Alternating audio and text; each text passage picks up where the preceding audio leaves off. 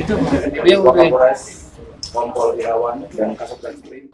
Tersangko JJ, salah siko pelaku perampokan toko manisan di Pasar Babat Toman, Musi Banyuasin, pada tanggal 30 Maret liwat, berhasil ditangkap oleh unit tim gabungan Polres Musi Banyuasin sama Polsek Babat Toman di daerah Rubuk Linggau. Warga Padang Sumatera Barat ini meski diunjuk tindakan tegas oleh polisi karena berusaha melari ke diri. Juru aksinya, JJ mengaku sudah diajak oleh kawannya inisial PN. Pada waktu itu, JJ berperan cuma ngangkut barang hasil kejahatan ke jeru mobil.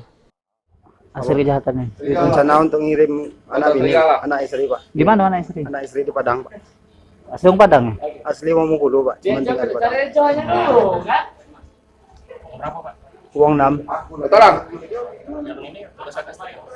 Sebagai tolong angkut barang Pak. Dalam mobil pertama tolong untuk angkut barang Pak. Rokok kalau Pak. Ya. Duit? Toko Pak. Tersangka JJ dewek pas beraksi direwangi 5 kawannya, di mana kelima kawan JJ tersebut ini masih dicari oleh polisi. Menggunakan senjata api dan gunting besi, mereka berhasil memotong kunci gembok.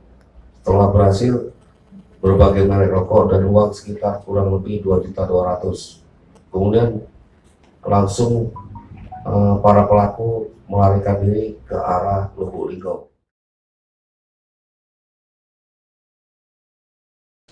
Dari tersangka JJ diaman ke barang bukti mobil yang dipakai ngelaku ke aksinya.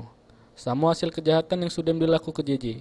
Ini guna nebus kesalahannya, JJ dijeblos ke jeru tahanan Polres Musi Banyuasin. Ruzi Iskandar, PAL TV.